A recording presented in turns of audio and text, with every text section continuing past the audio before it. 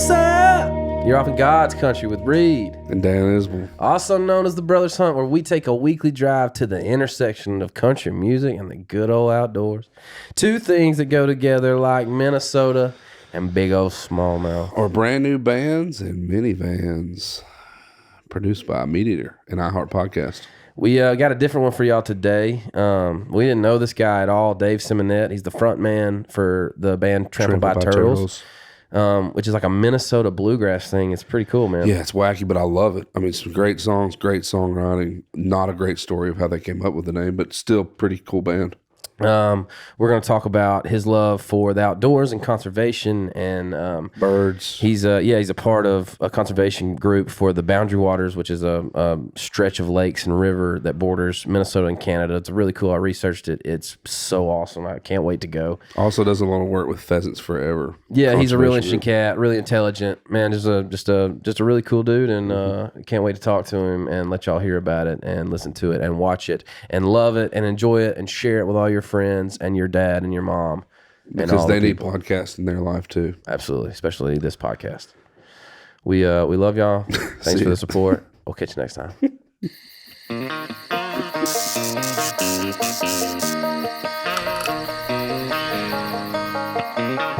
I bought like a toolbox, like a standalone. I can't remember what they're called, but like a toolbox. Yeah, but it's like the big one, like in the garage. Yeah, garage toolbox. Yeah. And it had a bunch of razor blades in it, and it was those razor blades. Oh, yeah. And I was like, man, I don't necessarily know what these are for. Wait, let me see. What? It's that. It's a hook blade. Oh, I've seen that. And so the last day job that I quit was 2010. I quit my job as a roofer. And that's what you use to cut asphalt shingles and whatever. And it's kind of a little reminder that wherever it is, tour is not so bad. You know? Like yeah. It's true. But that makes sense as to why that's because we've done not legit roofing, but like we've roofed deer houses and like our own houses. Wait, not legit roofing. It's not legit, and that makes a lot of sense. Like if you're on the end of the thing, you got to cut one to, and you just flip it over with the two hooks and use the other hook. Yes, I mean, it's like a razor. It fits in a box blade. Cutter. Yeah, because I've used a utility knife or whatever. Mm-hmm. Yeah, utility knife. Yeah. I've literally been said to, like, walking out of they're like, how's your right? And I was like, and they're like, well, at least you ain't roofing houses. Yeah, that's one of the go-tos. That's true. But I will say that when I was roofing houses, my boss was a friend of mine and also a musician, and most of that crew for a while were like kind of transient musicians in between tours. So it's pretty fun. That's cool. As fun as it could have been. Probably. Yeah, that's a good crew to be on if you're going to be roofing houses. It was good. I was the right age for it, and it was good. You know. What else we got on here? My man. I want to talk about my roofing thing for a second. Hang on. First of all, this is Dave Simonett, by the way. Hey, Simonett, right? Simonett. Yeah. David or Dave? Well, David, but everybody calls me Dave. All right, we're gonna go with Dave. I did a little house. I got roofing. A couple relatives that still say David. I did a little house roofing. But all my guys were meth heads. Yeah. None of them played music. What'd you say? You got your house roofed? What'd you say? No, when I worked at Pickwick, there were roofers there when we would work for Gil Parrish. Oh yeah, there were roofers there, and there was this guy named Junebug. I'll never forget. His name is Junebug. I mean, Common Junebug. You know, he's that guy. And he goes, I'll never forget one day, he was walking up the hill, and we were like, Junebug, like it's 10:15, man. Where are you going? When in reality, he was probably just going to snort some coke or 1,000% smoke a joint. You know what I mean? And he was like, oh shit, man, I'm like a herpes. I'll be back. And we were like, okay, Junebug. I was 15. Yeah, I was 15. I was like, what's herpes? yeah, that guy was terrifying, dude. And he was like you. He was built like you, though, honestly. And he would like just run up the dang thing, and just be cracking little shingles and flinging them all over. He'd knock a nail in with like one swing. I always love when people find their true purpose. Oh. You know what I mean? I do. That was probably Jim that guy. For sure. I mean, if he wasn't roofing houses, what would he be doing? Yeah, probably more meth. Yeah, probably more meth. But Junebug, man, I still say, yeah, I'll be back. And even the back of my mind, it's like, dude, at 15 too, when you're that young and you see somebody like that, like you said, dude, you are terrified of that guy. Like I can remember being in like elementary school, or I guess no, it was like I was 6th grade, my first year of middle school when you go from elementary to middle. And my mom, I rode the bus with my buddy back to the elementary school, and then we walked over to his house. And I remember being on there with like seniors on that bus. Yeah. In like high school that were riding north to get dropped off to get picked up. Men. Dude, you don't look at those guys. You don't speak to them. You don't look to them. You don't acknowledge them. You go to your seat. You sit down and you look. You put your hands in your lap and you look down. It's terrifying. You don't. It's terrifying. Yeah, and you see people that age now and the children. It's just relative, I guess. For sure. Yep. I have a middle school daughter. Okay. She's in 7th grade and she's scared of the 8th graders. Oh, absolutely. Like, she doesn't like to wait to go into school if there's a bunch of 8th graders to wait in the truck. I get that. Bless their heart, man. Yeah. Dude, I'm kind of scared of some 8th difference. graders these days. They're big. It's like a year. It's a big deal at that age. Yeah. Where I don't know how old you are. 36. Okay. How old So are I'm a you? lot older than you. I'm 43. Oh, not a lot. Yeah, so You're just a little older you must than be me. terrified. I'm scared of you right so now. close to Jeez, this look at this house. guy. Look at this wolf pack on his This guy's arm. got I've razor already blades brought it on up his arm. one time. Get me out of here. Dude, he has just Wednesday tatted on his wrist. Right? That's a dog. Oh, that's Dog's name. cool. Yeah. That's awesome. What's your favorite? What's your favorite tattoo? What means the most to you? Well, I got my kids' initials tattooed on my chest, so I wanna do I'm gonna that. go with that. Yeah, I want to do that. Yeah. Over your heart, Yep. dude. Yeah. How many kids you get? I have 2 and a 13-year-old daughter. My son turns 11 on St. Patrick's Day, Oh, wow. and then I have a 10-year-old stepdaughter. So 3 all day. Man, that's great. Yeah, 3 in the house. It's a lot of work. Okay, we'll move on. If not, we'll Well, we sit got family checked off. talk about how tough they are. Oh, they're wonderful, man. Yeah, they are. It's amazing. They are. It is tough though.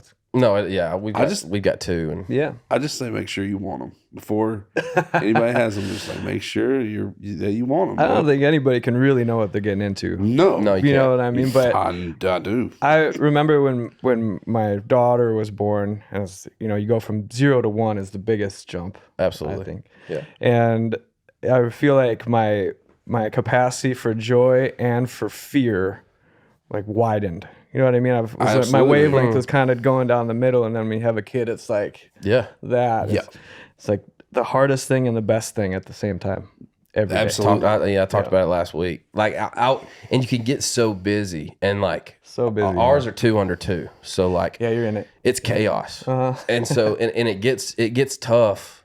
And I got to a point just a couple of weeks ago where like not a breaking point or anything like that, but like at the end of the day, you sit down and your kids are playing, and one kid's playing in the floor, and the other one's in his jumper, and my wife's cooking dinner, and that is supposed to be one of the best nights of your life, like all that going on. Yeah, but if you you're take so a second consumed, to notice it even, you're so consumed with like the mess that the house is. And I remember reading some like quip about when you have kids that age, the little time you put them in the car seat and you shut the door, and that little 30 seconds while you walk around to your door, it's like the most peaceful part of your day. Hey, I'll tell you that this is a true story. So my wife just enrolled our daughter in ballet. Right, she's 4. Yeah, my daughter does that too. So it's next door to her salon that my wife owns. So I have to bring her up there on Saturdays because usually Shine's working, and then I'll take her over to dance. I'll put her shoes on or whatever. So they have a screen on the wall that you can watch the class, like watch them dance around, and like a TV screen, like they video. And I always It's wondered why everybody was sitting. Like I would drop her off and then I'd take off, go to Home Depot 45 minutes, and then come back and get her something. So the other day I dropped her off and I walked in and I was like, man, it's silent in here. And I had my 1.5-year-old son and her all morning long. This is probably 11 o'clock by the time I drop her off, 11:30 something. And so I just was like, I sat down and I was like, man, it's silent. It's silent in here. And I was like, just watching her like do like her little Elsa dances and stuff. And I was like, this is kind of peaceful. And I was like, I'm going to go back. So I went back to the salon, fixed a cup of coffee, came back to the thing and sat down. And I was like, I'm just going to, she was like, so after the thing, I come back to the salon and my wife's like, did you just go over there and sit? I was like, yeah. And it was the most relaxing That's really 45 cool. minutes of my day. Just because it was like, she had Boone in there, my son, burning the place down, you know? And I was over there hanging out just watching my little daughter. It's beautiful. Pirouette. Yeah. Kinda. Like tears in your eyes. I was there going, let it go, let it go. Just singing along with the stuff that was playing. I didn't know I love that song until right now. Watched that movie, half of that movie this morning, every morning. Are y'all watching one or two? Both. You got to change. I remember when my whole house was branded by that movie. Oh, dude. Every towel and dress and everything around had a logo on it or that character on it. You know? So let's talk about that. That's over now at my place. I'm super curious. I wish we could do this just to kind of get some sort of mathematical equation going. How much money, seriously, would you say at this point you have invested in Elsa Frozen themed paraphernalia? I never kept track. I mean, I know, but let's just shoot. Give it a shot. Hundreds of dollars. Okay, I would say. Me too. I don't think I hit 1,000. Me neither. I would say I'm in the ballpark. But there were shoes and they're pretty cheap. Though stuff's pretty cheap. Yeah, but if you go $400 to $500 a household, for girls. And how long ago did that movie come out? Right, dude, that's got to be 10 years. It's never stopped making money. There is no telling what that thing. We were watching the licensing last night. Griffin was like, "Movie? Watch a movie?" And I was like, "Yeah, Frozen." And she was like, "Yeah, Frozen." And I was like, "What's another one?" And now they have like Olaf's Christmas Adventure and all that kind of stuff. And we've done those too. And I told Jordan, I was like, "Man, like when you get a role like Kristen Bell or Idina Menzel, is that Elsa?" Good memory. Which I'm Team Anna, by the way. Elsa's a drama. She's it's because y'all are all redheads. Drama queen. I get it, dude. Elsa drives me crazy sometimes, but Anna drools in her sleep. When you get that point, when you get that part in that movie, you're given almost like a career. I mean, like there's no telling how much money they've made just working on that movie. They don't have to do nothing else. No, they can just be that. For the rest of, for better or worse. You know? For better or worse. You definitely get stuck as that too. No doubt. No doubt. Enough about Elsa. So country music, eh? Team Anna, by the way. Man, dude, when I found out you were from Minnesota, I started thinking, I was like, oh yeah, Minnesota. And then I was like, which one of those is that up there? Like, you know what I'm saying? I get Michigan and Ohio mixed up. Outside? Yeah, man, it's the same area. Michigan and Ohio. And Minnesota. Where'd you guys from? West Tennessee. You grew up outside about Nashville? 2 hours west. Oh yeah. We've never lived outside the state. Right. Yeah, never. And I've never been up there. Like I was thinking, I was like, is it the Mitten one? But that's Michigan. Michigan. Yeah. And then there's Ohio. No, bro. Ohio's lower. Ohio's that's like what I'm above saying. Kentucky. That's what I thought you were doing. So then Wisconsin and then Minnesota. Wisconsin. What does Wisconsin look that's like? Minnesota. And then Kansas. Is that how it looks on the map? Texas. Okay, like that. So it looks like you took. It's the one that looks like it took a bite out of a piece of toast. Border of Canada. Okay. Yeah. And then Lake Superior is the northeast side of it. Right? Okay. Yeah, if that helps at all. Where did you grow up? I grew up in the southern part of the state. Okay. Like south of the Twin Cities, which I guess anybody probably knows where that is, maybe. And then I lived in Duluth for a long time, which is on Lake Superior. Is that up north? Yeah. So like maybe an hour and a half drive from Canada. The only other thing I know about Minnesota are the Minnesota Vikings. Yeah. And isn't that where the largest mall in the world is? Yeah, the mall. I don't think it's the largest mall in the world. Oh. Largest mall in the United States, though. Okay. Yeah, the Mall of America. Hey, it better be the biggest mall if it's called Mall of America. It's not far from my house. Really? Yeah, I guess I just take it for granted. I don't know. Yeah, I mean, you don't look like much of a mall guy. Are you bumping up into Abercrombie and Fitch? There's roller coasters in there. I've been in there plenty. There's roller coasters in there? Yeah, dude. It's full like amusement park in there. You think you can ride a roller coaster right now? No. Me neither. I know that I know that I can, but I know that I don't want to That's anymore. what I mean. That's what I mean. Because I have done it in the last couple of years. Dude. But not well. I didn't do it well. I'm going to say the last 5 years, something on Doodle Bob Lamagata is going on. Oh, okay. And I'm telling you, bro. It's 40. That's what it is. It's 40. It probably is 40. That's You talking about like, you can't like turn around without getting dizzy? Dude, I can't swing next to my kid and look get at car her. sick. I get sick. Yeah. What happened, dude? That started in my 30s too. I used to be able to do all of like tilt-a-whirl. Oh, I love roller coasters. A tilt-a-whirl in 30? There ain't No, I never did a not tilt-a-whirl. after that. And I'm glad it's not, I didn't get it. It's not just me. It is not just you, bro. Because I'm telling you, man, I can't like if I'm like, huh? Gets a little dizzy up there, bro. And I'm not. You get those like copper bracelets or whatever. Yeah, what do you think? You better get them. I mean, those commercials are for y'all now. Bro, let me tell you the story. Last time I rode a tilt-a-whirl was I was like, I remember mine too. 4th grade. I was 4th grade. Do you Y'all really? remember I was an adult. So I found. Go ahead. I didn't mean to interrupt you. This is the last time, and I will never in my life. When you talk about tilt-a-whirl, you're talking about the thing that spins real fast on the track that spins. Yeah, your car is spinning and the whole thing's spinning. So it's like the Earth's rotation around the sun. Yes, except way faster. Except warp speed. More puke. Bro, 4th grade, I had a crush on this girl. Can I say her name? Nicole Curtis. I just had to say it.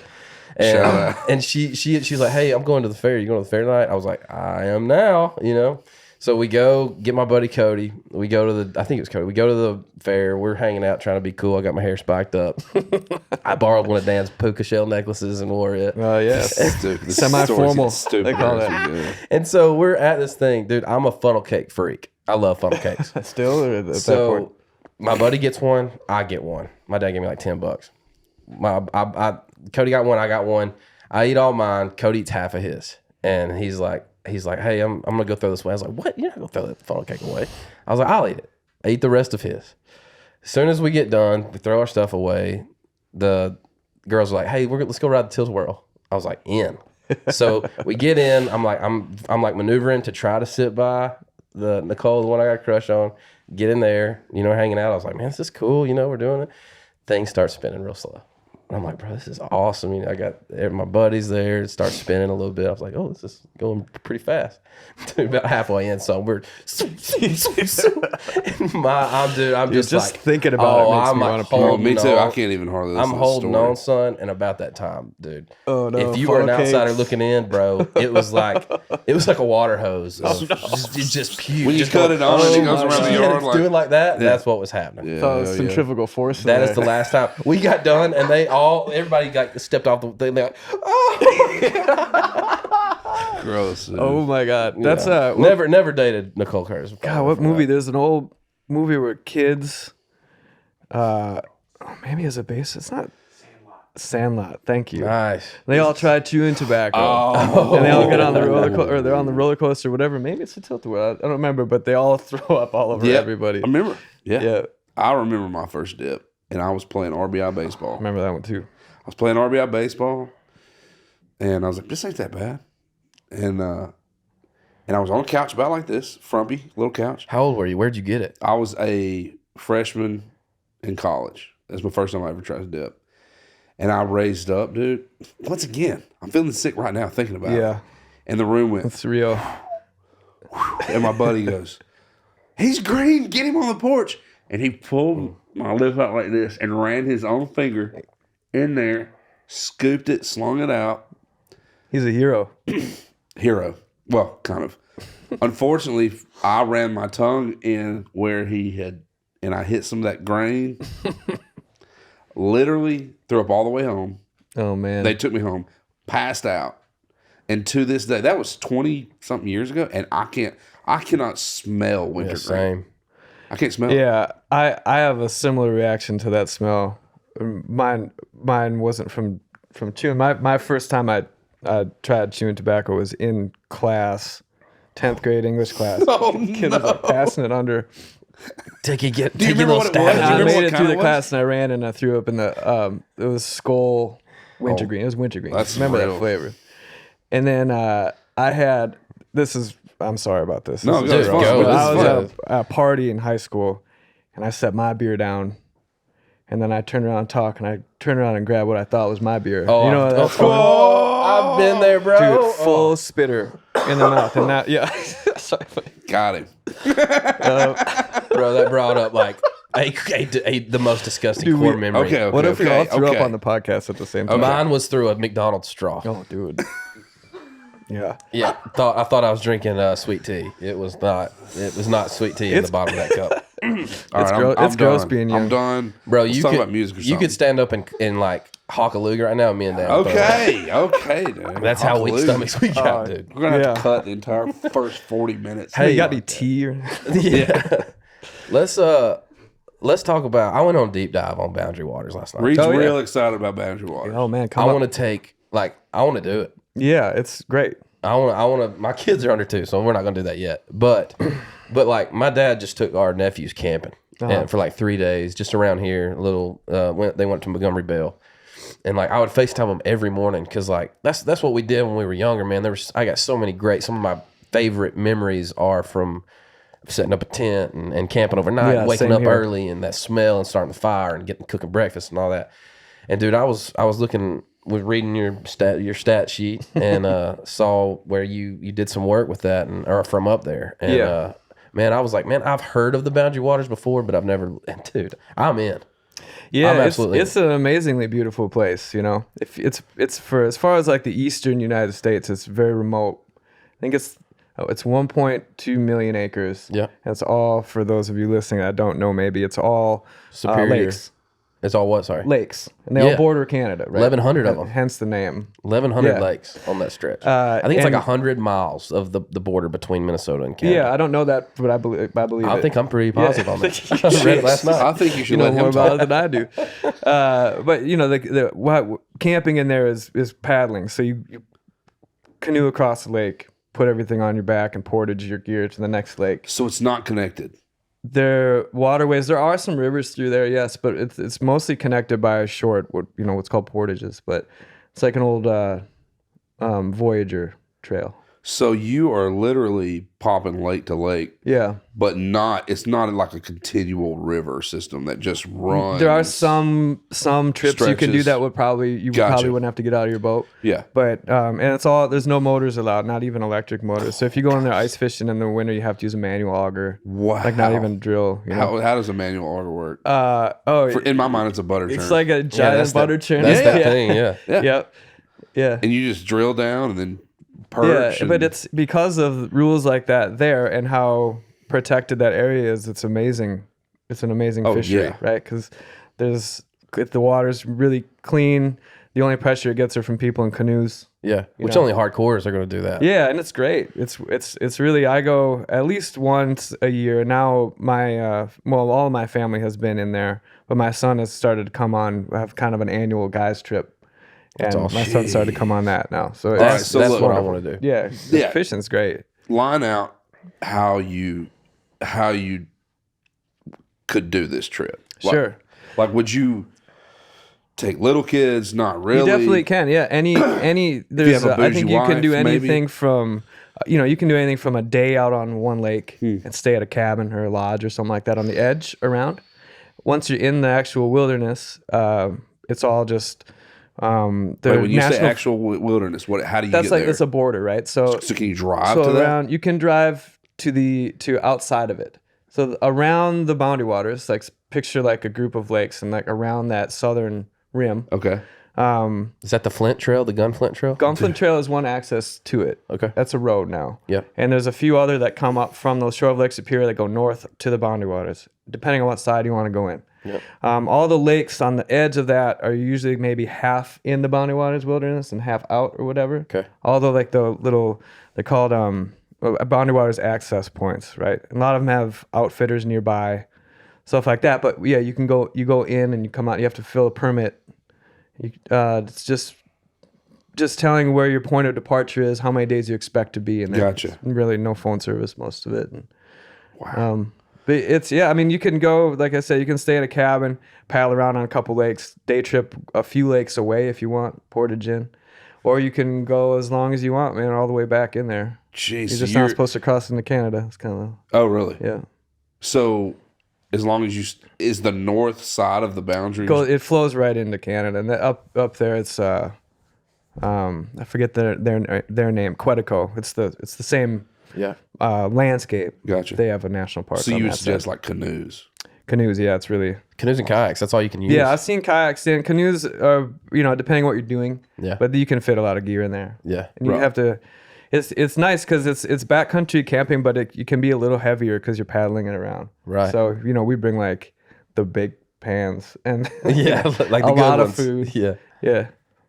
So it's for us. It's our not part of the country really. The whole Midwest is just like the biggest wilderness that we have. So it's a pretty special place. I was reading that it was something on the BWCA page. It was like the something angler, but it was an article on that thing, and it was talking about is like when you talk about Minnesota, which is the land of 10,000 lakes, right, and all the amazing fisheries on that place. Everybody talks about the Mississippi River or Mill Lacs or that type of thing. And I've watched. You have done your research.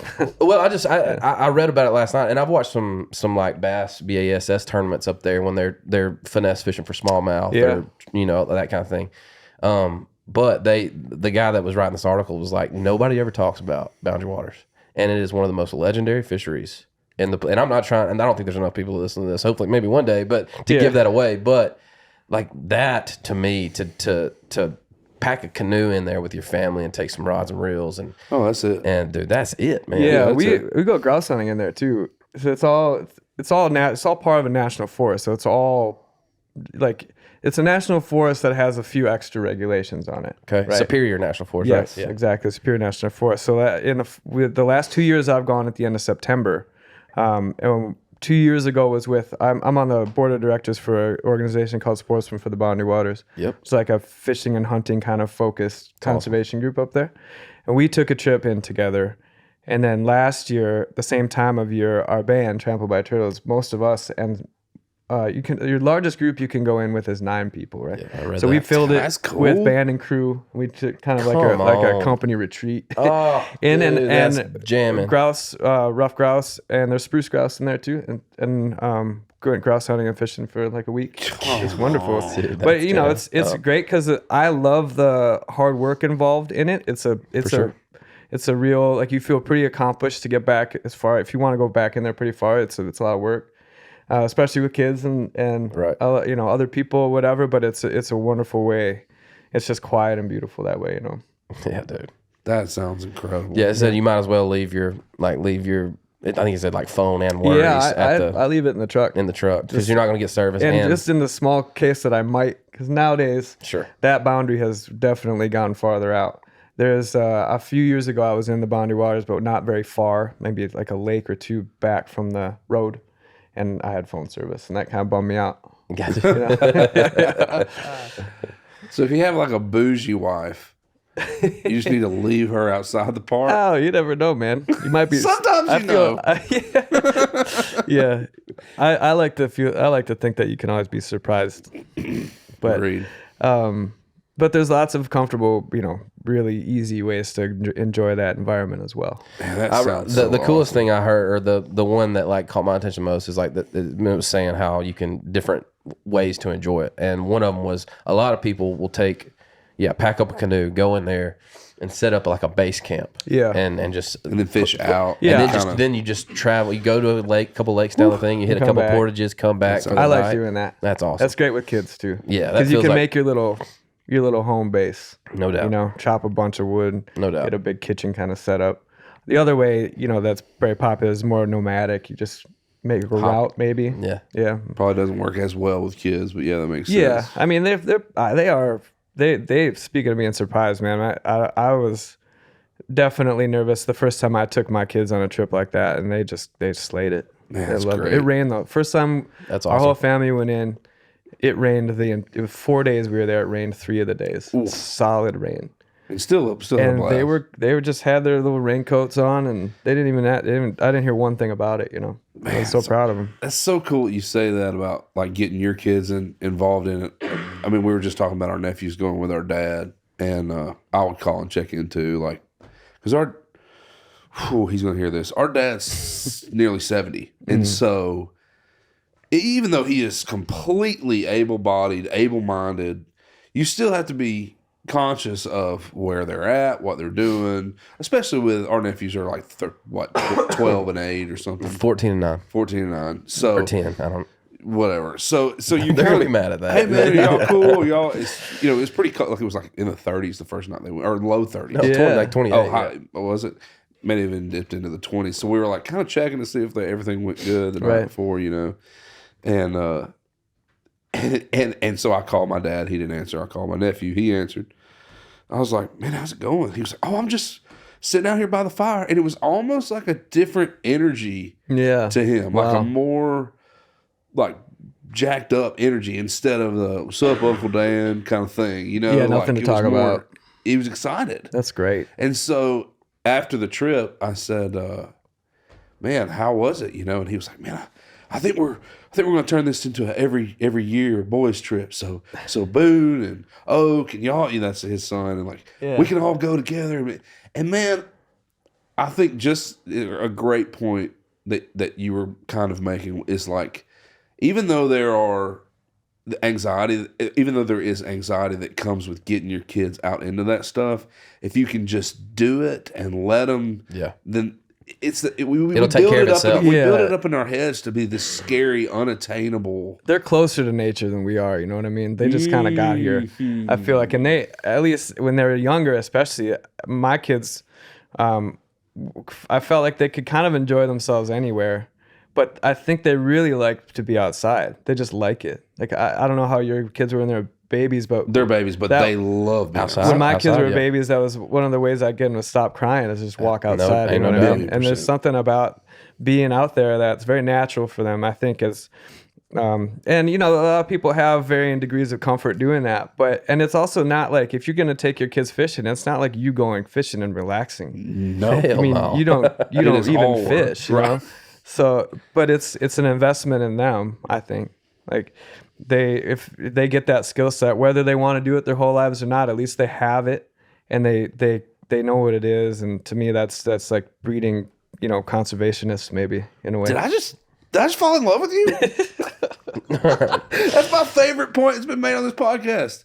The kids are closer to nature than we are, because they don't have the years of annoyance with air life conditioning that we do. and whatever. Dude, it's so true, man. And maybe that's, I've been making this point on this podcast a million times. I've said it, but like, I'm kind of buying into like some holistic stuff in the sense that, like, if my kids are outside for an hour, if I can just get them, and like mine are young, dude, 4 and 2. Yeah. If I can get them outside for an hour, they eat better, they sleep better.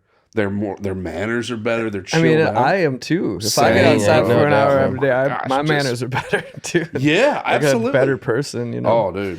I mean, you guys probably, probably anybody that's invested in the outdoors in some way, you start to go a little nuts if you don't get it. Absolutely. You know, dude, I'm just coming out of my seasonal depression because it's been like because it's been raining and cold and nasty, and you're cooped up inside since Christmas almost. Right. And now the weather's getting a little bit better. You can get outside. And, yeah, it's the best, man. Yeah, it's just great. That's a great point, man. I love that. I want to get mine out as fast as I can. There's still a little toddlery. I started camping with mine at that age, and I loved it. Yeah. It's a lot of work, you know, but everything about being a parent's a lot of work. And going to the grocery store is a lot of work. You know? Yeah, man, you can sit on the couch and put a tablet in front of them that works. and get your time, and it's easy. But it's not, I don't know. There's something that you just watching them be out there is wonderful. I love watching them, like, their imaginations work in the woods. You know what I mean? For sure. And make little forts or whatever they do. And I remember being that way. Yeah. And it's then they're appreciating it's really beautiful to see. Yeah. I get so proud, you know. Absolutely. What my little girl got her first splinter yesterday. Yeah. And she was at breakfast, she was sitting in her chair and she was looking at it, and like they were telling her what it was, and she just couldn't figure it out. And last night, my wife, there's wood in my finger. Yeah, she was just like this. And last night we were nervous about getting it out and all that stuff. And last night, I mean, Jordan talked to her and she was like, "Hey, this is what's gonna." And like Griffin didn't even. She went in there and grabbed it with a tweezers and got it out. And Griffin didn't even cry because I think she was trying to figure out what was happening. You know. Yeah. But I was almost proud that I was like, "Hey, that's your first splinter." Like, you want a beer? Like yeah. Here's a sip of Daddy's whiskey. But yeah, that's a good point. Yeah, just get them outside, man. You bet. I love that. I think back too, like, I never remember a day where I sat inside and watched a movie with my dad, but I can remember going fishing with him. I can remember going camping with him. I can remember him killing deer and and me going up with him to see him, and me and Reid being so excited, man. He would come get us if he got a good buck, you know, he would come pull me and Reid out of school. Yeah. And we would holiday. we get a little bit of a holiday, and you know, we'd pack like sausages and crackers, and you know, just go out there and kind of make a little celebration kind of day of it, you know. Yeah, and when you are a parent, you don't really realize that you're making that. You know what I mean? Like when you think back, it's just like daily life kind of.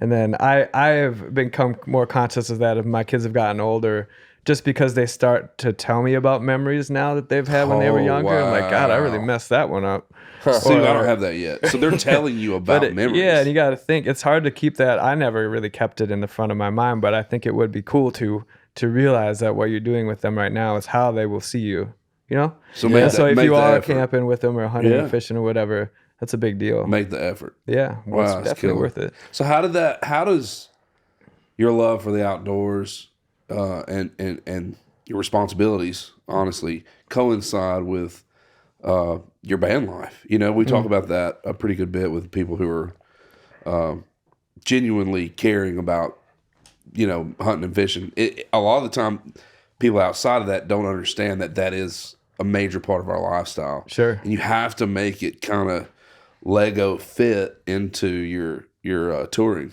Yeah, I've kind of taken several different approaches to that my whole career. I think in the beginning I could just use the freedom of this way of work or this line of work. You know, because when I go on the road, but then I'm home. Before having kids, you had a lot of space. I had a lot of space there. Same. You know, so then I would just go out and I'd be able to go out to the woods Monday afternoon while everybody else is at work. Yeah. And I got really used to not spending my weekends doing it, but same. Yeah, which is great. Which is actually nicer. I love it. Yeah. So there's one way where it works really well. In the last few years, I've started to use touring as a way to explore new places. So try to get a day off somewhere cool. Yeah. You know, like last summer I was fly fishing in Montana 2 days. We've done the same in Washington. You know, we've booked like bird hunting trips around shows. And so now I see it as like a way for me to get places where I probably wouldn't be going right now in this point of my life, you know, without the band. Right. And so to me, it works out great. Is your band involved? Do they hunt or fish anything? A couple of them will come fishing. Actually, our banjo player took his firearm safety this last year. Come on now. And so we're going to get him out in the field Being a positive this influence over there. Yeah, he's sick of sitting on the bus waiting for y'all to get back. Yeah. But whether nobody's ever been unwilling to do stuff like this, but you know, I have kind of pushed the band into some more. For instance, a couple weeks ago, Pheasant Fest is it's Pheasants Forever and Quail Forever's big annual conference, showroom floor kind of. Where's that at? Where's that? It travels, but this year it was in Sioux Falls, South Dakota. Gotcha. And we worked with them and made a concert. It was like a kickoff party the night before, and it was a fundraiser for Pheasants Forever, Quail Forever. Yeah, man. And you know, the band, I'm the only one in the fall that'll probably be bird hunting, but they're all cool with it. Yeah, man. And they're all, you know, for an organization like that, that does so much habitat work. There's lots of people that don't hunt birds that benefit from that. So I think you can kind of see that. There's also a lot of animals that aren't necessarily game animals that benefit from that too. We're pretty tucked in with NWTF and do some stuff for them. Now we're not artists. That's a great one too. Yeah, man. Love the work. Yeah, love what they're doing. That's such a success story. And so States, thankful, you know? for those, you know, I mean, the fact that there are 10 times the turkeys that there were. It's unreal. 50 years ago. It just takes people caring about it. For sure. You know, and doing something about it. Yeah. And that's what the hunting community does for the environment in general. They care so much that everything else that lives on that landscape benefits from that work. But without that, you know, those turkey woods probably be homes or man, you know, whatever. Dude, we talk about it a pretty good bit, but man, it's like, I mean, you can call me a liar if you want to, but hunting is conservation. I absolutely agree with that. You know, because if there is nobody to regulate and care about the habitat, they go away. Yeah, I know. And I know there's a lot of that's kind of a hard sell for some people. It is. I see it in music a lot. I talk to a lot of people about, other musicians or whatever, in the studio, just people that work in our community. It doesn't overlap with hunting and fishing all that much. No, it does not. Right. Neither does ours. Yeah. You would think that it would, but it really doesn't. Yeah.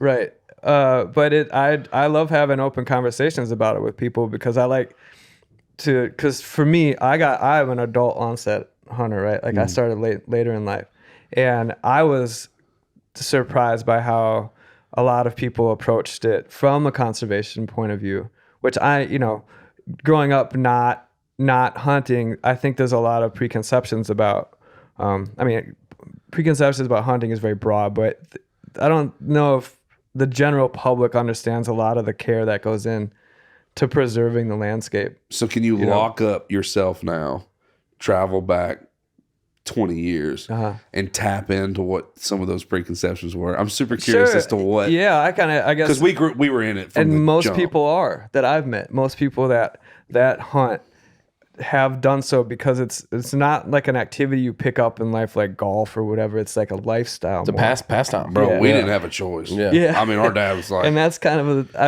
so that was with me with fishing too. That's just what we did. I mean, everywhere you look, there's a lake where I grew up, and so everybody it was just what you did on the weekend or whatever. And so I get that point of view too, and it's just this is just how we live, kind of. Yeah. But from outside, I think there's a lot of people think of it as probably less intelligent than it is. Yeah. There's also been a lot of, like in any community, there's people that don't do it right, and they're usually louder and get more attention. Yeah. And so sounds a little bit like politics. Yeah. What do you know? Seems, so there's a lot of people who have a lot of views about the firearms, about killing. Yeah. In our modern, food landscape, people are pretty removed from, I think most of us are very removed from where our food comes from. Absolutely. And I've had conversations with people while we were eating burgers about how they didn't know if they could kill an animal to eat it. Same. And it's like, well, that's fine. That's nice that somebody else can do that for you. But I think that, it doesn't have to be for everybody. I mean, if everybody hunted, it'd be hard to find a spot to go. Amen. Kind of is already. But in that same vein, the more people that you get to care about it and do it, hopefully that creates more, what we were just talking about, like it creates more habitat because people start caring about it and they want to preserve at least what there is. But and looking at it through that lens. And so, like, we didn't grow up necessarily coming up being like, oh, we're conservationists. We were hunters, but learning about conservation and that process through that, the lifetime of hunting, brought us to where we're at now. And, you bet. And are all about that kind of and stuff. I think even if it's not conscious in somebody's mind, that there's a connection that you, as a hunter, when you're out, you have a connection to that particular landscape that's deeper than any other human activity, I think. Come on. Like you can go bird watching, which is wonderful probably, but it's not the same as you learn so much about every step that you take out there, Yeah. why you're there, what the wind's doing, what the ground cover looks like, all of those things you pay attention to that. So, even if you're an old guy that just grew up hunting and you don't even think, the word conservation, you kind of are. Yeah. Anyway, just Absolutely. for caring about No it. doubt. Well, and it's if you're kinda buying your license and if you're buying ammunition, there you go. you're contributing whether you know it or not. Yeah, and staying within the guidelines of the. Well, I'm just saying. you are. you're a If conservationist. you're within your limit or whatever, you are. That's our model of conservation. right? Absolutely. Totally. Yeah. Man, I'm thankful that you came on and talked about that. I feel like there's a lack of understanding, and a lot. What I run into a lot with people who don't understand it, I get why they don't get it. Like, Same, if yeah. I didn't grow up, excuse me, if I didn't grow up seeing and understanding deer coming in, seeing them be processed, seeing them go to the freezer, seeing them come out of the freezer and be turned into meals for my family. Like, I understood the entire process by the time I was 10 and 11 years old. And there's always that initial, oh my gosh, I can't wait to kill my first buck, thing. And my dad fed our family with sauger, crappie, bass, brim, deer, turkey. I mean, it's what we ate. It's what we grew up doing. And so I feel like there's a little bit more of a consciousness to understanding what happened through the process. But if I didn't do that and all I saw was the Outdoor Channel or whatever, just the Grip and Guns or whatever, but whatever hunting channel you turn to, and it's just, and there was this kind of weird, dark, mid 90s, early 2000 thing where people were just, it was just like you turn on the channel and it was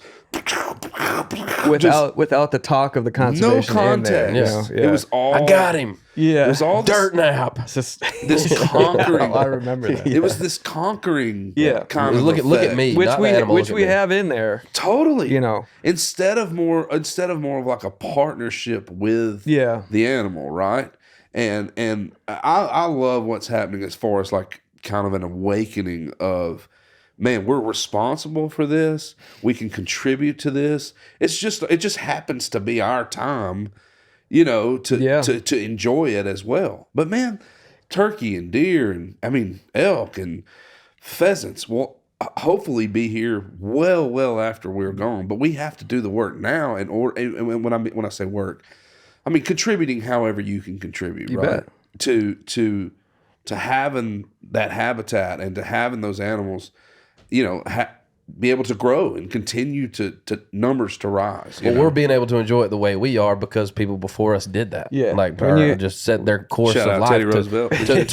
Shout out Teddy. To preserve land and the animal and, when you and have the freedom to do it. Kids of your own, you start thinking like that. No doubt. You know, no like, doubt. What world are you gonna get? Ain't no we were doubt. just talking about with turkeys though. They were pretty much gone. At least in Minnesota, they were gone. They were gone. Now they're in like 49 states, I think. Yeah. Everything but Alaska. We had no eagles when I was a kid. I remember seeing a bald eagle. Dude, and it was isn't that crazy? I feel like we've been seeing more wild. eagles. And I mean, on the Mississippi flyway, you know, Minneapolis, the Mississippi River goes right through there. They're everywhere now. And so there's lots of real visible, kind of tactile rewards that we've been able to see even just on our lifetime, and how fast you can really, like what we said before, if a bunch of people really care about something, it can really make a difference fast. No doubt. It's incredible.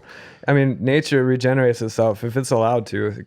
Like, if you burn a field or whatever, that next year it's the best it's ever been. Yeah, right. Absolutely. Yeah, I'm on that same program of letting just I've probably not my entire place, but I've probably got 20 or 30 acres that we're just letting just grow. Wow. And then because I would love, and this is getting a little Lion King, and I apologize, but like me and my son and my daughter will go out to the tallest point in our place and just kind of look over everything, and you can kind of see into that valley.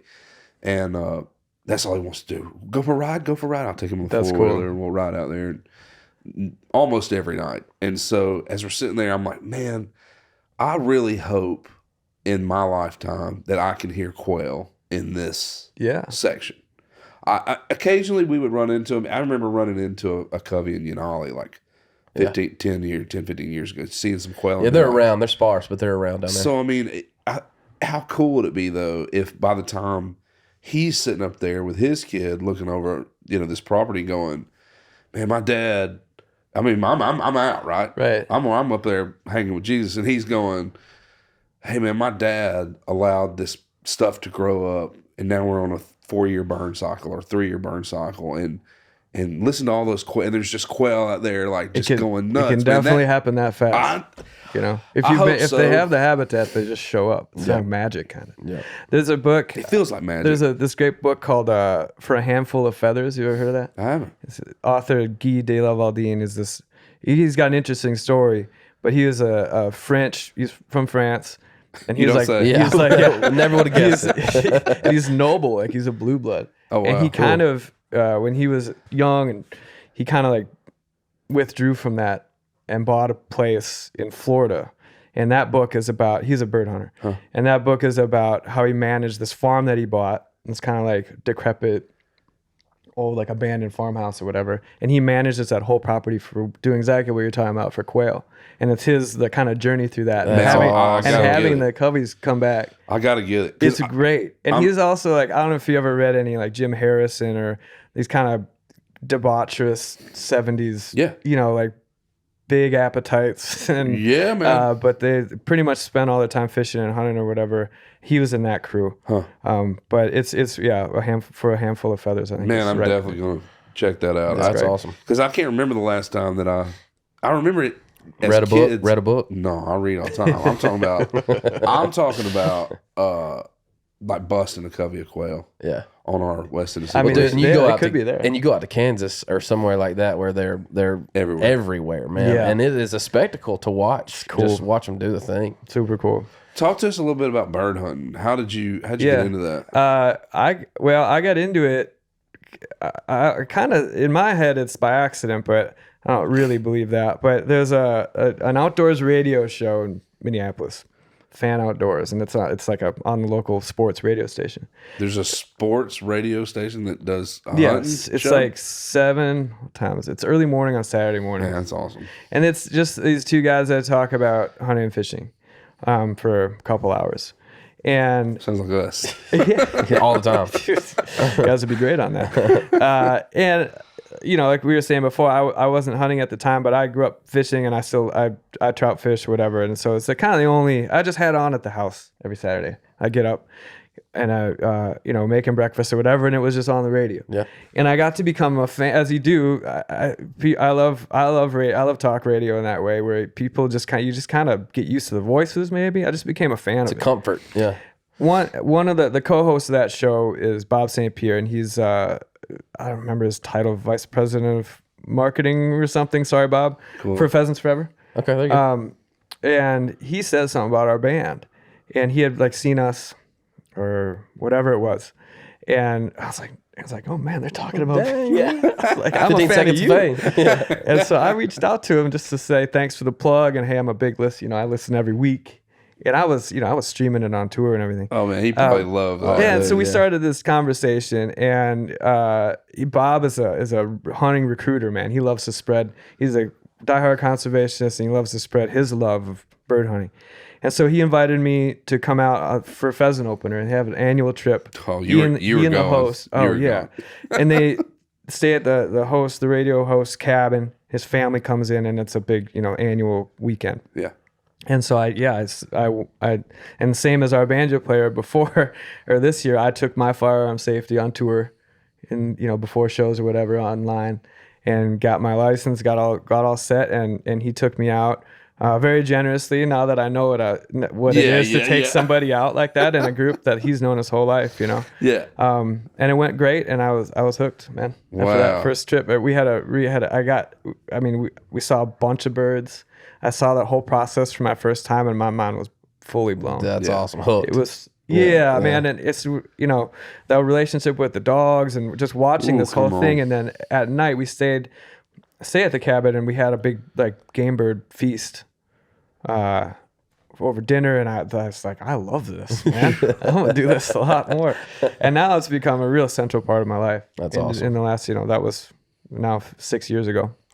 That's awesome. People are like, man, I thought these bands partied and rock stars and all that. No, we're taking hunter safety courses before going out on stage. Yeah, I mean, there is a little bit of that stuff that comes in and out. I probably had a beer at the same time. Yeah. Let's go to Trampled by Turtles Land. Okay. Here's what happens. We get people on here, and all we talk about is hunting. And then I even tried to segue into it a second ago. It's supposed to be a music podcast. Well, this is what we get. We get 53 minutes. 53 minutes in, and we're like, dude, it feels like we've been here for 15. And because we've been talking about what we love. Okay, I want to just say best band name of all time. Yeah. Best band name of all time. Yeah. Is there a story to that, or does it just happen? I've been trying to come up with one for 20. We have made up a few stories about it. Okay. But now I just kind of default to what actually happened. And we were a side project. Most of us were playing in other bands, Duluth, Minnesota. We were playing in rock bands, most of us. Yeah. And we wanted to try an acoustic thing on the side. None of us had ever played country music, or at the time we were going right for kind of traditional bluegrass music. Right. Never even really listened to it. Huh. I grew up with punk rock, and I do find some similarities there. But and this was also in the early 2000s. Okay. So we went. I mean, I sound like a grandpa when I'm talking about this, but we went to the record store and bought records and listened to them and learned the songs. And so we learned a few bluegrass songs and started playing them. Huh. And we didn't know anybody else in town that was doing it, so it just seemed it was like a kitschy but it was really fun. Yeah. And started to really enjoy it. And then we had a couple of little shows booked. We didn't have a name. And then we got asked to play. Duluth has every year they have the Homegrown Music Festival, which is like every local band in town, like a really small, cold South by Southwest. And it's only bands from Duluth. It's very insular. That's cool, man. So you guys But all it ends talk up being like like this. 100 some bands, and everywhere turns into a venue. That's awesome. And it's the coolest gig in town, you know. Yeah. And we got asked to play it, and we were like, "Shit, we don't even have a name." And so we were rehearsing, which was something we did back then too, apparently. And we were just throwing out phrases or whatever. And Eric, our mandolin player, he said, I don't know how he got it, but he said "Trampled by Turtles," and it was the first one that we didn't immediately hate. You know what I mean? It was like, and we're like, good enough. And that's the story. So I love it. Now I want to know. But we all told the stories fake about stories. taking peyote and There going you out. go. You know? Yeah, that's what I want to hear. The fake Yeah, stories. that's whatever. And It used to there- be fun to mess with. Isn't there a interviews like story that. out there about you got some stuff stolen? out of Yeah. So that was a catalyst. I think that's probably been made a bigger deal than it really is. But my other band was playing its last show. We were splitting up, and I play electric guitar in that band. And while we were loading our gear out, it was, we were drinking and it was kind of chaotic and it was a big party. And somebody walked out with my guitar and my amp, and I never saw him again. And I was living on a friend's couch at the time, and What guitar was it? it was an Epiphone Okay. SG. So Thank just, God. but it was like, Just kidding. it was I all know. I owned. Thank God it wasn't a Gibson. Like his granddad. We might be his granddad. I'm or just something. kidding. I was very I'm just thankful it kidding. wasn't like an heirloom. Yeah, yeah. Well, I didn't have any, I had an That's tough, an man. acoustic guitar that I just played when I was at home. And so getting we an were instrument- playing. Getting an instrument stolen is different. It was hard. Yeah. It's different. That's tough. I mean, he had no money. It's just like, there's no way that was coming back. But it wasn't like I was playing in that band, my gear got stolen, and I was like, Right. acoustic guitar now. Right. It just kind of worked out that Trampled had started to play. And I was going to be focusing on that regardless already. And that, not the stuff getting stolen, but everybody else's band kind of similarly split up. And we were kind of left to decide if we wanted to pursue this as our main focus. And everybody, we love playing with each other. It's like, well, I'd like to start writing songs, our own songs for this instrumentation. Sure. I don't want to really be like a bluegrass cover band or whatever. Yeah. If it's going to be the main project. So that was 2003 ish. It makes sense. Forever ago. It makes sense you saying that, like, that you're all punk rock backgrounds. Yeah. You're all in rock bands. You really didn't even know what bluegrass is because your style of bluegrass is different. I mean, it's the same instrumentation, Yeah. but like the phrasing and some of those things, Sure. you can tell that like Trampled by Turtles has their own niche in that market. We always just thought we weren't as good. Which could be genius. But Let's we're be not, honest, We're though. not like, I mean, I feel like, I almost hesitate to say this because I think the word honesty gets used too much talking about music. Like it's an honest or it's Right. genuine or whatever the hell that means. I'm glad you said that before I said my next thing. But yeah, You're going to say that I was about gonna, your music's so honest, man. But I have my own version of what that is. But I think when people say it, they're like, it's real or something. And to me, that's just bullshit. Like we all have access to everything. I didn't grow up in a coal mine in Kentucky. Yeah, dude. That's to me that bluegrass that I'm talking about, that sounds like the earth, from where they live. And early like 50s country music in Nashville, like it sounds Sure. like Tennessee. Absolutely. And that's what I think they're talking about, but we're not, I mean, we grew up in Minnesota where and I take influences from all sorts of stuff. So to me, it's honest because it's naturally what comes out of my body, but I don't really have another choice. You know Come what I mean? on. Like Dude, that's great. Man, I So- love that. I've never even thought of that. That's Yeah, very that's true. great. yeah, man. I love things that sound like where they're from. We don't. I really do, and I love like Zydeco, Yeah. And you can smell the gutters of New Orleans when you hear that, Oh, yeah, man. and that's really cool. You can taste that Cajun seasoning. We now baby. have access to all the music in the whole world, and it's all in my pocket. Yeah. And so you're allowed to get influences from wherever you get influences from, and now you get them from, I mean, wherever, man. Yeah. Which is wild. And to I see think music that comes out of that distillation is what's happening now probably. But I think that's why you got Beyonce releasing country songs to the radio. I think that's why you got Post everybody's Malone. making a country record right now. Yeah, man. They are. Lana Del Rey, too. Lana Del Rey. Yep. It's But I do think that I think that's kind of a pendulum swing. And music is you guys, you write songs, you've been at studios, you can see how you can create what people might consider artificial. Everything can be programmed and perfect and robotic. Yep. And I think when things get that way for a long time, people start to crave like a lifelike sound. Absolutely. And so they come back. That's why people keep probably coming back to like folk music and country music. And Zach Bryan. From just experience, like that guy is on a track that's insane. Incredible. Yeah, it's insane. Yeah, I've never seen anything like that. And I think you're right, because people are craving that. His fans are craving that. Man, it's rare. I mean, I hate to say it, but Zach's band gets on stage and there's nothing programmed about that. They're loose. They're a bar rock band and they're awesome. Yeah. And it's like, maybe a kind of a more countryish version of like the 70s Rolling Stones or something like that. They're loose and it's like, it's dirty. And I mean, people love it because it feels good, man. Yeah. Yeah. And it doesn't, we don't beat to the clock of a click track, Sure. No. Bro, I know that listening to Wait so long. I mean, dude. Yeah, but it was almost like the producer's like, all right, so we're just going to play as fast as you possibly can, and everybody try to keep as long as we all stay the same relative to each other, it works fine. When it doesn't, it's a train wreck. Can I ask about Alone? Yeah. Oh man. That kid, that got me. I mean, here comes the word again. Tilt-a-whirl again. Here comes the honesty. We're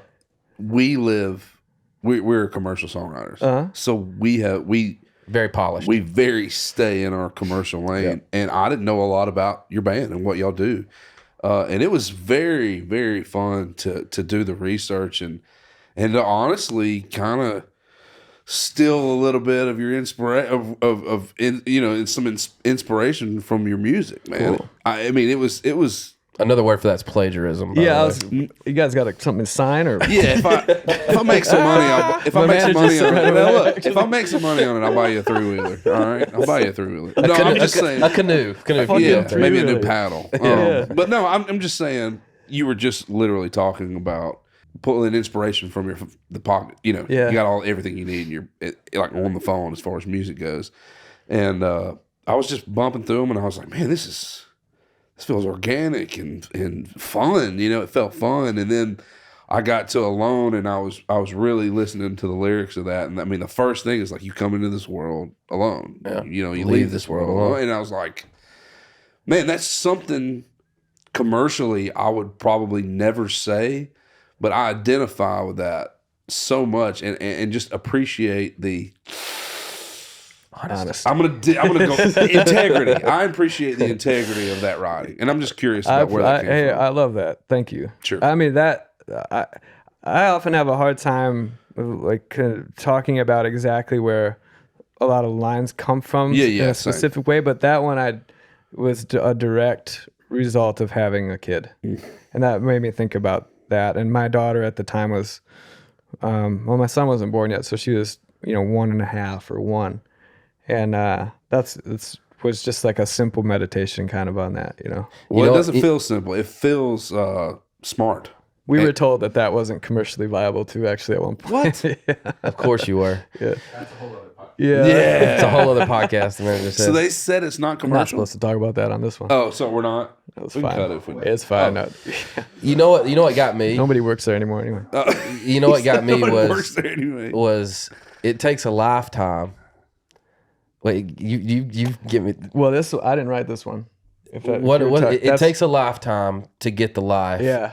Take a lifetime to find It takes a lifetime. life like the life you had in mind. That's Jeff Tweedy. Takes a lifetime to find the life like the life you had in mind. Yeah, it's it's crushed me. borderline tongue twister to say it. Yeah, I've heard too. I've heard of Jeff Tweedy. Yeah, The guy can write a song. And he produced a record for y'all? Yeah, our last one. We recorded with him. How was it working with him? And he asked us if we would put that song on it. And they put it on their, they came out with a country record too. Cruel Country, sorry. And they recorded their version of it, and he asked if we would do ours on it. And recording with him was great. Yeah, I mean, I've been a big fan of his work for a long time. But it was very comfortable, and I don't know, the guy is like, he lives in song. You know what I mean? You guys spend a lot of your time songwriting, and so that's what Jeff does too. He does it in his own space, you know. He was an inspiration in a lot of ways to me while we were there. It's hard for me to do with my lifestyle, but he keeps regular hours, which I've always been fascinated about, writing wise. You know, he shows up and he works at that studio. If he's on tour, he shows up and does something in there all day. Where's the studio? Chicago. Gotcha. And I love that, and I loved being a part of that. And I've tried to take a lot of that with me back home, to focus on the craft of writing more. And because the older I get, the more I want to do it, which is, I love that. I used to write songs. Great. It's exactly when we started, the opposite for me. Yeah.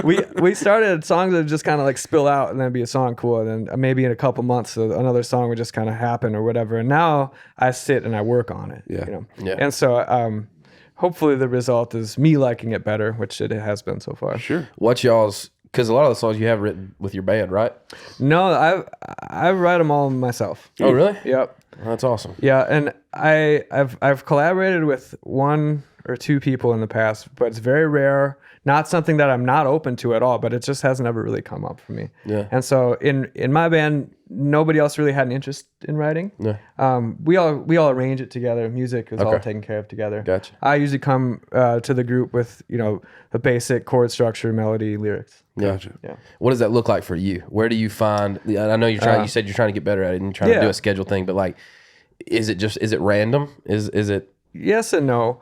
I mean, I write every day, and I write whatever. I'm working on a lot of different prose writing projects too, and so in that kind of mix of just words, a lot of times I will just come up with something. Oh man, I kind of like that part. Sure. Or that little 2-line phrase or something, and I'll set that aside. Yeah. And then I do spend part of my day with the guitar coming up. I have some melodies, and you guys probably have these on your phone, but just little gibberish.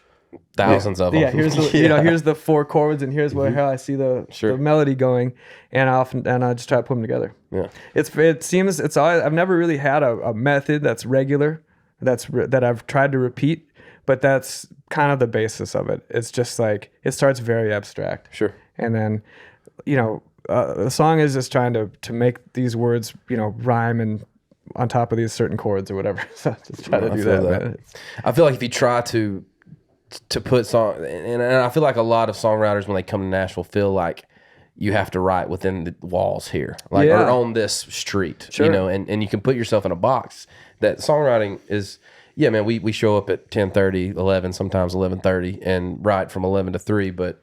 Man, you can't turn it off. You got to keep it going, and it keeps going. And you just got to jot your thoughts down and figure it out. Yeah, and it's good to write without an expectation of a result, I think. So when you're in the office and you're writing, you have a particular. I don't know this. I've never done what you're talking about. You're on the right have track. A particular goal in mind, right? Sure, 1,000%. And your goal, is the ultimate goal is a hit song. Radio, baby. Right. Yep.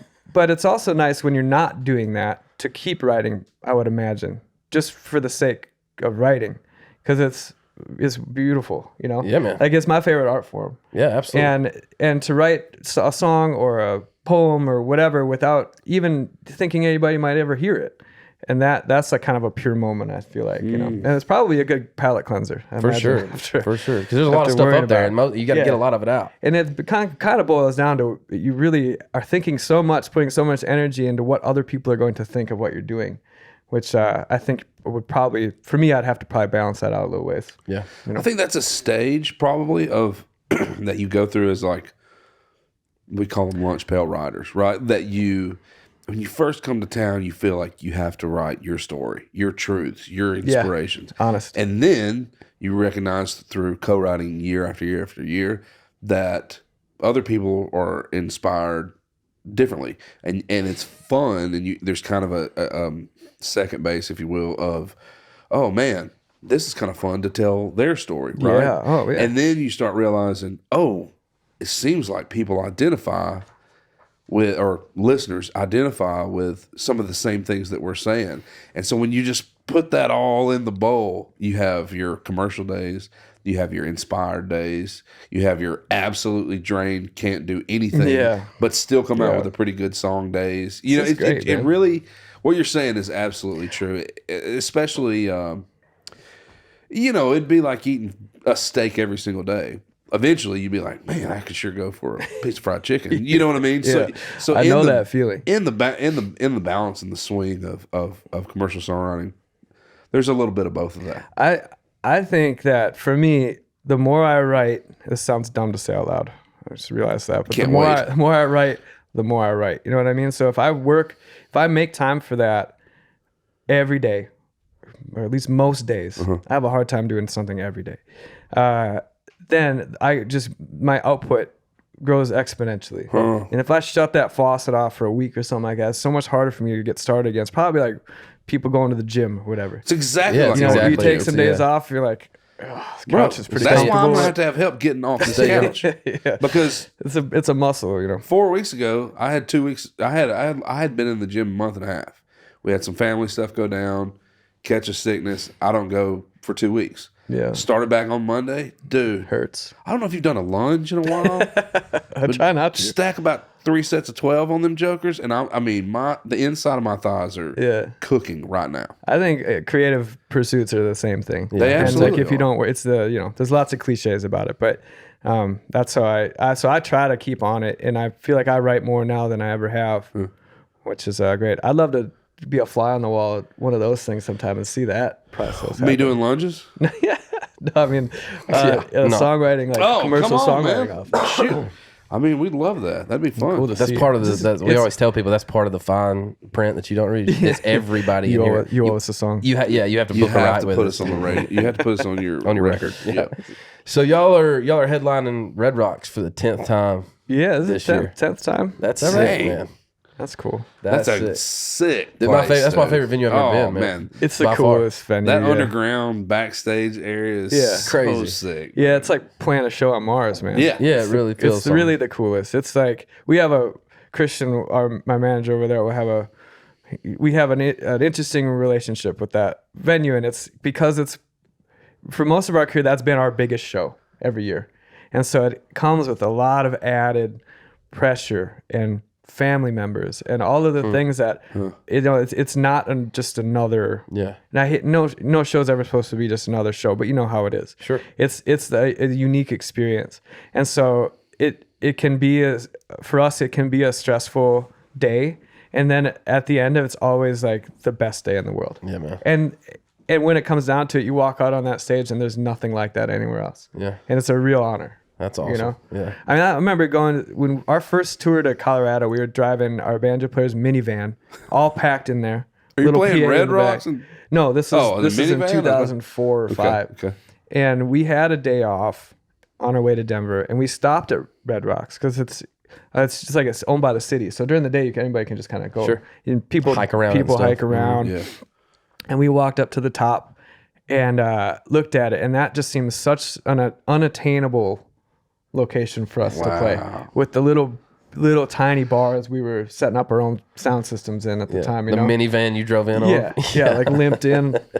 And so it's important for me to look back at that and you know how young we were and how cool that really is. And when I get crabby about having to do a few extra things that day or whatever, that I try to keep that perspective. Yeah, come on, man. That's great. It's still cool. Yeah, like it's so cool. It absolutely is. I've my daughter and my stepdaughter have both come out and sang songs with me on that stage now. That's sick, man. And it's really nothing looks and sounds like that place. So I mean, it's turned into a big Red Rocks advertisement, but be there in July. 11th. Yeah, there you July go. 11th, actually. July 11th. Man, that's that place is special. It is cool. Yeah, And man, it's good like to have perspective, like you're talking about, to look back. I do that all the time too. It's like look back on, if I have 2 rights that day, or if I got to finish at 9, or if I got to drive. Because we live kind of out, so sounds like it.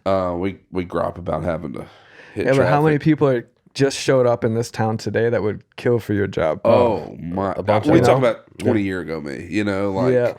Playing to 7 people in Greensboro, Mississippi, where nobody cares about what you're doing or what you have to say or how you sound, and then you've come all this way, losing money. Yeah, broke as shit. I mean, just broke, and then you get to this place and you just become accustomed to it, right? And what's crazy is in songwriting. Here I go again. Songwriting is like I draw. I can always go back to those places, the minivan days, and go and draw inspiration for now. Yeah, that's a good point. It's a deep, deep well that you're building or digging. When you're coming up through those struggles, and I bet it has a lot to do with your music and who you are as a person. Yeah, I never saw any of it as a struggle, even really. It was like the great adventure of my life, Really? I mean, I dropped out of college to do this, and it was. I mean, yeah, it's a struggle, but it's not like. Actually, Steve Ranella pointed he told me this like Don't great bring him up. the great difference between I don't know whatever. I'm just kidding. We like Steve. We like the Steve. difference between what? being poor in that way, sleeping on floors, eating shitty food, touring when you're young and not making any money, and versus like poverty, like that's like if you're a single mother with no money, like that's a struggle. Ain't no doubt. Like for me, I was drinking whiskey and playing music every day, and so I don't put that word on it, but nice. It does come with a lot of challenges, and it's a good perspective. You know what I mean? Like looking back at that, that's where I get a lot of my appreciation because I had that time. I didn't. Our band, we're still growing. Sure. We have very like a slow, and there's a turtle pun in there probably somewhere. But we didn't. And some other bands or some artists or whatever have a different path that they start at a different place, and I really appreciate where we started out because it gives me something to look at and compare it to and be like, I remember that those 7, we had our lowest ticket sales ever was 0 in Philadelphia. Oh, I know. I got paid with a carton of Camel Lights. Baby. Smoked that whole pack. We drove to Texas one time and got paid in tamales. Literally. They're like, we can give you some food, those but are y'all the didn't things bring that nobody. make you, man. And it's people will find challenges in every walk of life. If you're born a billionaire, that has its own challenges, whatever. Man. But my particular ones are what have made me, and yours have made you, whatever. But those, I love thinking about those. I hope my kids do it too. Same. I hope they get in a van and drive around and lose money playing guitar. Yeah, man. It grows you up. Wonder how they're getting home. It's also just so many people wish they would have tried, or wish they would have done that. And and that's a lonely feeling. I remember driving across Chicago and we had a 15 passenger van that was like late 70s van, dude, and we were pulling a trailer. Yeah. And we had a tire blowout, and I remember all of us going like, what are we going to do? Like, what are we going to do? We haven't made it to the gig yet, so we don't have any money to pay for the tire. So it was like, well, how much cash you got? So start throwing it out. We all literally got back. The van's sitting like this, right? I remember we had a guy in the driver's seat. I was in the shotgun seat, and then our band was on that back row, and we just had somebody had their hands out, and we were just putting our cash into the hand to see if we could get enough to get a used tire. Wow. And we found this place. If somebody stopped and was like, well, I can run one of you up to the tire. And that's amazing. And we literally took the hub off, threw it in the back of his truck, drove to a tire place, got a used tire for $30 or something. I mean, you could spend a whole day on that side of that road and nobody'd stop. Yeah. So that's back then cool. they would. I feel like it wasn't so scary. Yeah, you're right. That has changed. We've definitely been helped out like that in the past too. Yeah.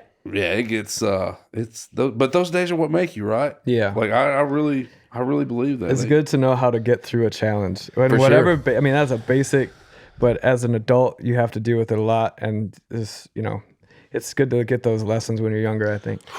And now you're playing with Turnpike Troubadour. Yeah. Just came off a long weekend with them. Yeah, You're they co-headlining a run with Shaky Graves. Yeah. Where are y'all playing? Shaky is, where are those shows? East Coast. I know there's one in Maine. DC. You have to tell me. Upstate New York. It's 4. There's 3. Oh, yeah. Connecticut. So East Coast. That's with awesome. Shaky. Very cool. Yeah. The Turnpike guys were amazing. I really like that band. So it was really cool to play with them. Yeah, that's Meet awesome. them. There's some bird guys too. Yep. Yeah. Evan has a big ranch. I don't know how big it is. He has a ranch, but he's got some quail. Nice. Might have to talk to him about it. Yeah. See how to figure it out. I'm sure that was important. That thing you had to say. Bluegrass version. But it's time for the show for the We one that got away. Oh, yeah. I was warned about this. Yeah. I know. I saw you. I tried to been trying stop. to- I even hit it hard, and he still didn't. Quite. You didn't put the effects on. Because he was talking about his tour, dude. That's what we gotta let him promote his band and where they're gonna play. What are you doing? I'm sure that was important. That thing you just said. You gonna sing? It's that part of the show for the one that got away. That was a great song, guys. Thanks, man. I made that up. You can finish that with us if Yeah. you don't. No, not giving up any publishing on that one. One We that do got away. The one that got away. We say it could be a fish. It could be a deer. It could be a song. It could be The rapidness of that was. A career. a career, a roofing career. I was thinking, yeah. I was thinking about that this whole time I've been talking. That's what I told. I told we Joy. gotta start giving it. I was to like, we him gotta early. maybe give him like a little bit of runway for You've been that. thinking A about couple the days whole ago time would you're saying all have been that great helpful, maybe, stuff. but I feel pretty lucky to say that I have a hard time coming up with anything. Yeah. I've missed plenty of birds. I've lost plenty of fish.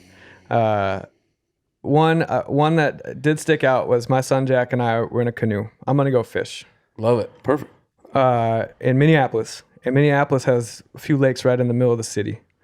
And we lived right in Minneapolis at the time. And so we take my canoe and go fish smallies around these lakes. But they're also very deep, and they also have muskies in them. And so we were fishing kind of by the shore, and I hooked into something massive. And this is the thing, I never got to see it. But it was like a cartoon because it was pulling the canoe. And Jack he was, oh God, I don't even know how old he was. 6, 7 years old at the time. So he wasn't much help in stopping the flow with his paddle. And we just let the fish pull us all around, and I fought it for probably 20 minutes. Jeez. And we were like, Are you on a bass rod while you're doing so? Probably 10, 15 pound test. No, not even. No, I had 8-pound test. I hope it was a smallie because I was like a 12-pound smallie. But it never came to the top, so I don't know. Yeah. Don't know. It had to be a muskie, It could have been right? a carp. Sounds musky-ish. It could have been a carp. But We're I'm gonna go with 10 with foot muskie. long Yeah. muskie. Yeah. Dinosaur. But my down son and I still talk about that. And eventually it broke off. there. Yeah. And so it's some kind of sea monster in Lake Nokomis in Minneapolis. That's a good one. Has a spinner and some 8-pound tests hanging Can you out. give me a little? Can you? Because I've never seen a muskie. I don't think I've definitely never caught. I've never caught one. Really? Yeah. Can you give me I've a never little? fished What do one. they eat? What do they? Just Humans, like young. young child. Young child, swimmers. They eat everything else Shih in the lake. Tzus. They're the Yeah. big. They're the big dogs.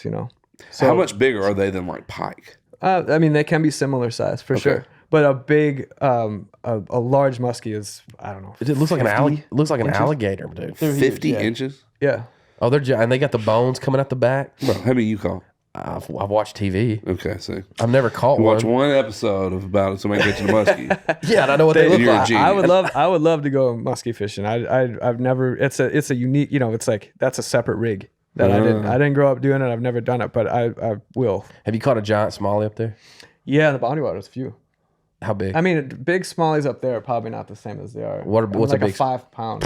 Just massive. Okay. Yeah, it's a giant. I mean, wanna take you a nib can it. you can catch those down here, 5-pounders, but they feel like Yeah. 10-pound My largemouths. son Jack caught a 4-pound in the boundary waters 2 years ago. It's a football. It was the coolest thing, and it was it was this crazy fight. I wrote an article about it actually for an outdoors publication because it was amazing watching him do that. I had to help. Oh, dude, it's hard to catch him. He hadn't caught a fish all weekend. There's this whole backstory to it, but it was one of the coolest moments we've had outside. That's awesome. And he got this thing in the boat, and he was like, "Oh my!" He had never caught it. We catch sunnies together. Yeah. Little some fish, and that was the first time he caught like a big fish. It was sick, very man. cool. Did he catch it on? Smallies, man. Me too. Did he catch it on like a smalley rig, or were y'all perch fishing? No, smalley rig. I was using this it's a map spinner with like a fake minnow on it. Gotcha.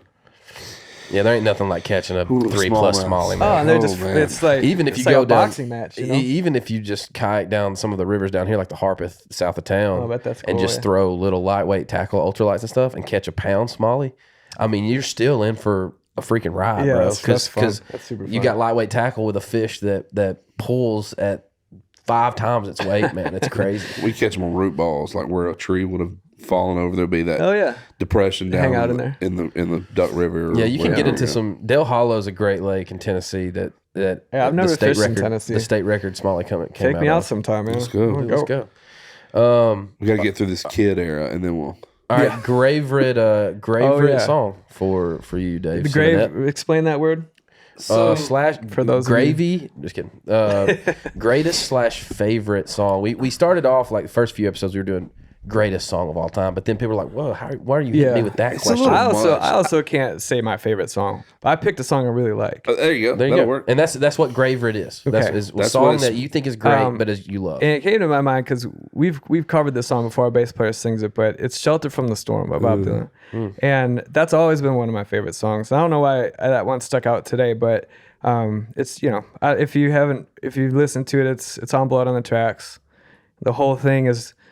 It's just like this beautiful breakup and kind of like clinging to love thing, and I think it's one of the most poetic group of verses I've probably ever heard. That's awesome. Yeah, that's strong. That's a strong one. Nobody will ever say that. So that's awesome. Give me shelter. Play from the that storm, one, man. Nope. With the chorus. You see how he picked up his guitar? I always pick it up just in case, but I'm like, nah, I'm not playing that one. Oh yeah. Hey man, Dave Simonett, bro, we appreciate you, dog. I can't believe it's been an hour that and was 30 fun. minutes. It's rare that we get people in here that we literally don't know anything about. Yeah. and it's always an adventure, and it's always fun to figure it out and talk to and kind of chop it up. I really appreciate you guys. Hey, having thank me you for in. your music, and thank you for what you do for the Boundary Waters and protecting them and preserving them.